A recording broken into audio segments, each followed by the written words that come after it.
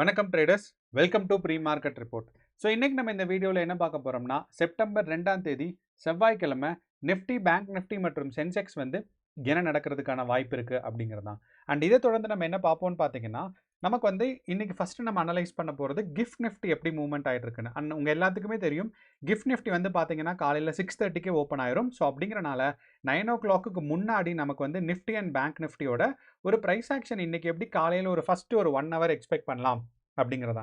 ஏன்னா gift Nifty வந்து ஏன் இந்த ஃபர்ஸ்ட் 1 hourன்னு சொல்கிறோன்னா, மார்க்கெட் எப்படி ஓப்பன் ஆக போகுதுன்னு தான் கிஃப்ட் நிஃப்டி சொல்லுமே தவிர, அதுக்கப்புறம் இருக்க ப்ரைஸ் ஆக்ஷன்லாம் கிஃப்ட் நிஃப்டி கண்ட்ரோல் பண்ணாது. ஸோ அப்படிங்கிறனால இன்னைக்கு மார்க்கெட்டில் கேப் அப், கேப் டவுன், இல்லை ஒரு ஸ்டார்டிங் ஒரு 1 hourல buying pressure and selling pressure இருக்குமா அப்படிங்கிற விஷயத்தை தான் நம்ம வந்து கிஃப்ட் நிஃப்டி வச்சு பார்க்க போகிறோம்.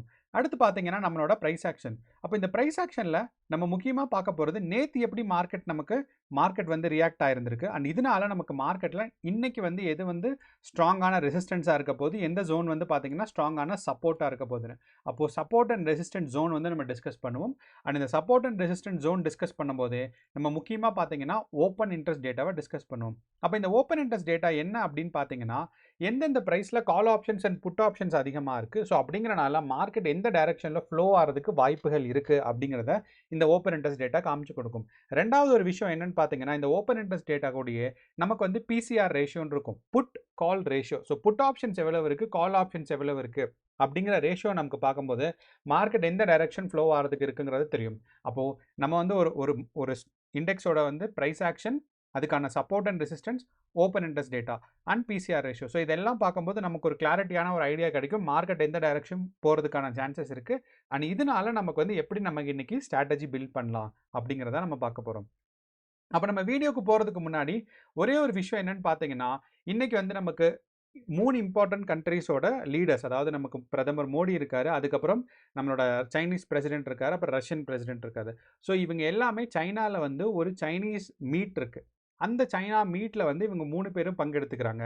அண்ட் இவங்க 3 பேரும் இப்போதைய குளோபல் டென்ஷன் வச்சு பார்க்கும்போது ஒரு ஸ்ட்ராங்கான எம்பையர்ஸ். அப்படின்னு பார்த்தோம்னா சைனா வந்து ஒரு குளோபல் மார்க்கெட்டை கண்ட்ரோல் பண்ணுது எல்லா ப்ராடக்ட்ஸ்லையும். குண்டூசிலிருந்து அவங்க பெரிய கார் வரைக்கும் விற்கிறாங்க. ஸோ எக்ஸ்போர்ட் பண்ணுறாங்க, சீப்பாக தயாரிக்கிறாங்க. ரெண்டாவது, இந்தியாவில் வந்து பயங்கரமான எக்கனாமிக் ஹியூமன் பவர் இருக்குது அண்ட் இன்டெலெக்சுவல் பவரும் இருக்குது. அண்ட் ரஷ்யா வந்து 3ஐயுமே ஒதுக்கிட்டு இருக்கு. அதாவது ரஷ்யாவில் எல்லாமே இருந்தாலும் உலக நாடுகள், அதாவது யூரோப்பும் யூஎஸும் சேர்ந்து இவங்கெல்லாம் ஒதுக்குறது. ஸோ இவங்க 3 பேருமே சந்திச்சு அண்ட் ஒரே மேடையில் இருக்கிறது, ஒரே நேரத்தில் இருக்கிறது ஒரு பெரிய பெரிய ஒரு இதை கொடுக்குது, ஒரு பெரிய இம்பார்ட்டண்ட்டான ஒரு குளோபல் சினாரியோ இந்தியா எப்படி பாசிட்டிவாக இருக்கிறதுக்கான வாய்ப்புகள்னு.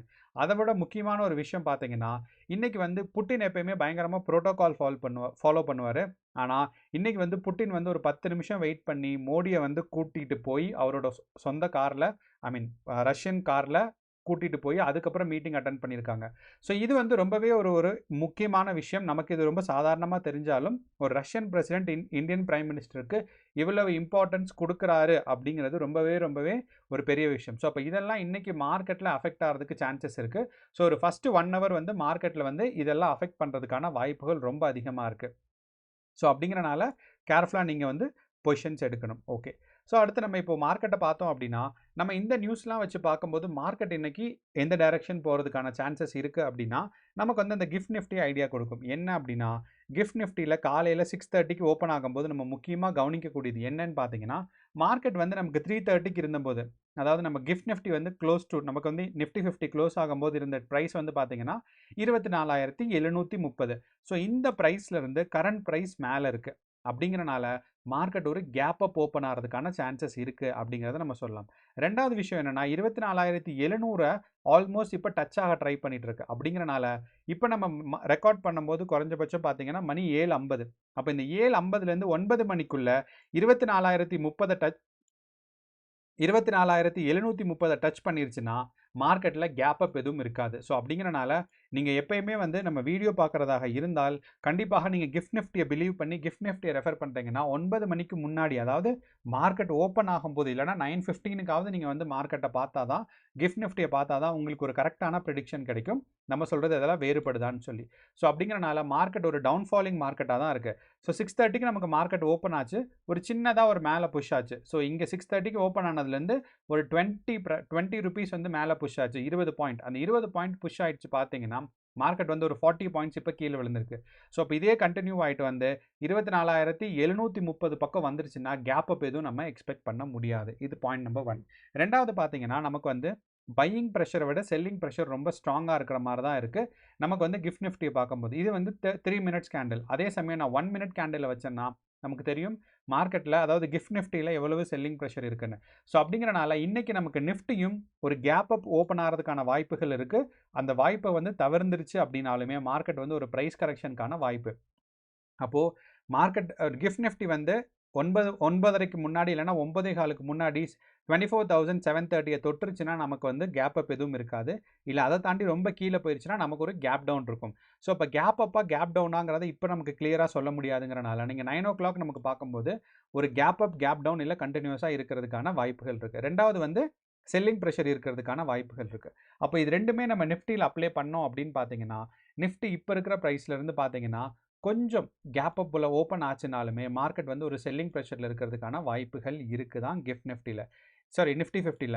அதே சமயம் நமக்கு நிஃப்டி 50 நேற்று பார்த்தீங்கன்னா நமக்கு வந்து ஸ்ட்ராங்கான ஒரு கேப் அப்பில் ஓப்பன் ஆச்சு. ஆனால் இந்த கேப் அப்பில் பார்த்தீங்கன்னா நமக்கு ஒரு 2 hours நம்ம கேப் அப்பில் ஏற்கனவே சொல்லியிருந்தோம். நேற்றோட ப்ரிடிக்ஷனில் நம்ம என்ன சொல்லியிருந்தோம் அப்படின்னு பார்த்தீங்கன்னா கேப் அப் ஓப்பன் ஆகிட்டு இந்த பாயிண்ட், அதாவது 24,500 கிராஸ் ஆகிற வரைக்கும் நிஃப்டி 50 மேலே போகாதுன்னு. அதே மாதிரி இந்த பாயிண்ட் வந்து 24,500 வந்து ஸ்ட்ராங்கான ரெசிஸ்டன்ஸ் ஜோனாக இருந்துச்சு.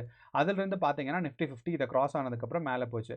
ஸோ அப்படிங்கிறனால நமக்கு வந்து நிஃப்டி 50 நேற்று நம்ம எக்ஸ்பெக்ட் பண்ண மாதிரி ப்ரைஸ் ஆக்ஷன் தான் ஃபாலோ ஆயிருக்கு. மார்க்கெட் வந்து பாசிட்டிவான மார்க்கெட் தான் நேற்று வந்து மூவ் ஆயிருக்கு. அப்போ இன்னைக்கு ஒரு சின்ன கேப் அப் இருக்கிறதுக்கான வாய்ப்புகள் இருக்குது. அண்ட் இந்த கேப் அப் வந்தாலுமே மார்க்கெட் வந்து ஒரு சரிவு நிலைக்கு வர்றதுக்கான சான்சஸ் இருக்குது.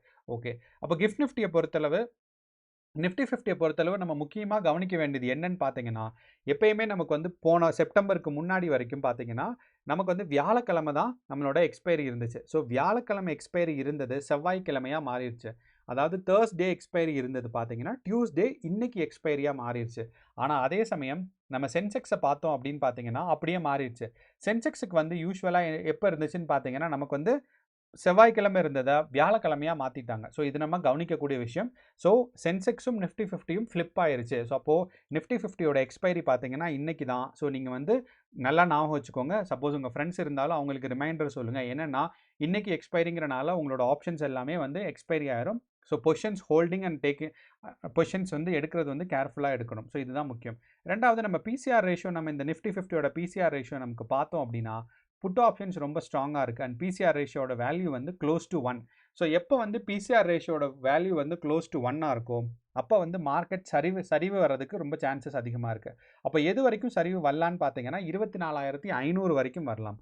அப்போது நிஃப்டி 50 இங்கே இருக்கிற நிஃப்டி 50 டவுன்ஃபால் ஆகும்னு பார்த்தீங்கன்னா நேற்று இருந்த ஒரு முக்கியமான சப்போர்ட்டான இந்த இடத்துல வரைக்கும் நமக்கு இன்றைக்கி நிஃப்டி 50 டவுன்ஃபால் ஆகிறதுக்கான சான்சஸ் நமக்கு ரொம்பவே அதிகமாக இருக்குது. அப்போ நிஃப்டி 50 கேப் அப்போ கேப் டவுனோ ஓப்பன் ஆனாலுமே நமக்கு வந்து ஒரு சரிவு நிலை மார்க்கெட் தான் இருக்கிறதுக்கான வாய்ப்புகள் இருக்குது.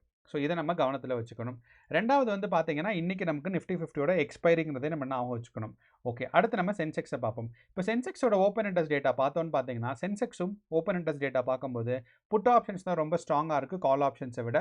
ஸோ கால் ஆப்ஷன்ஸில் ரெசிஸ்டன்ஸ்ன்னு பார்த்தோன்னா 80,500ம் அதே மாதிரி 81,000மா இருக்குது. அப்போது ஆனால் மார்க்கெட் பார்த்தீங்கன்னா பிசிஆர் ரேஷியோ வந்து 0.9 இருக்கிறனால மார்க்கெட் வந்து ஒரு 80,000 வரைக்கும் வர்றதுக்கான வாய்ப்பு.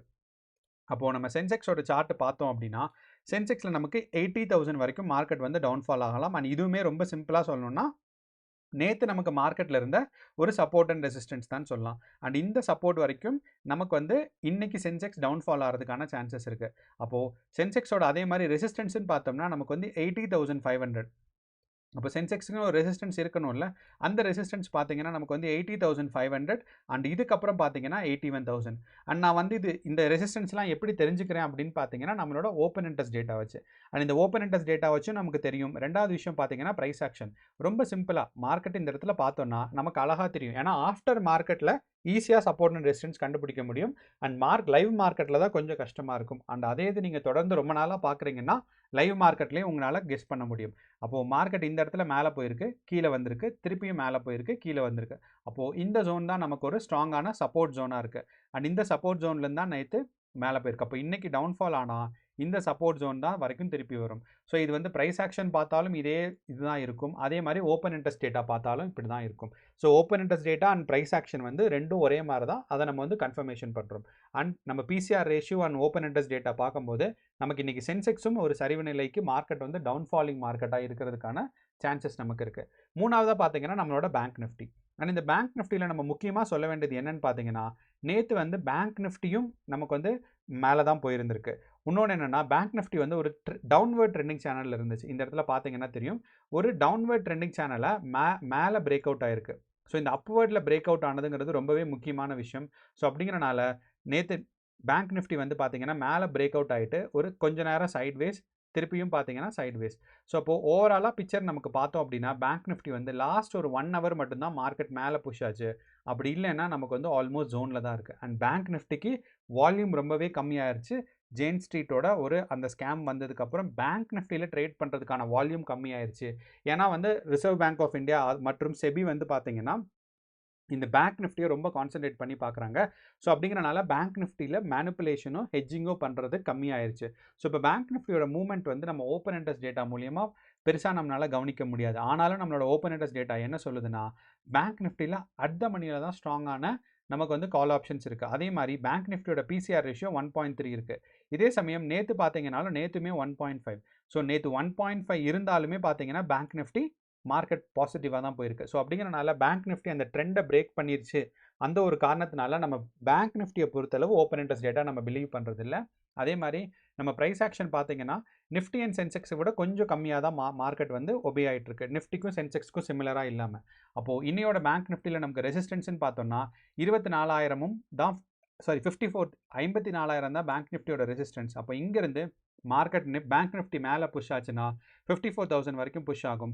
அண்ட் அங்கேருந்து டவுன்ஃபால் ஆகுது அப்படின்னா பேங்க் நிஃப்டி நமக்கு வந்து 53,500 வரைக்கும் இருக்கும். அப்போ பேங்க் நிஃப்டி வந்து இந்த ரேஞ்சுக்குள்ளே இருக்கிறதுக்கான சான்சஸ் தான் இருக்குது. அப்போ இந்த ரேஞ்சோட மேலே இருக்கிறனால கொஞ்சம் கொஞ்சமாக சரிவு வந்து 53,500 வர்றதுக்கான வாய்ப்புகள் ரொம்ப அதிகமாக இருக்குது. அப்போ பேங்க் நிஃப்டியும் இன்றைக்கி டவுன்ஃபால் ஆகலாம் 53,000 வரைக்கும்.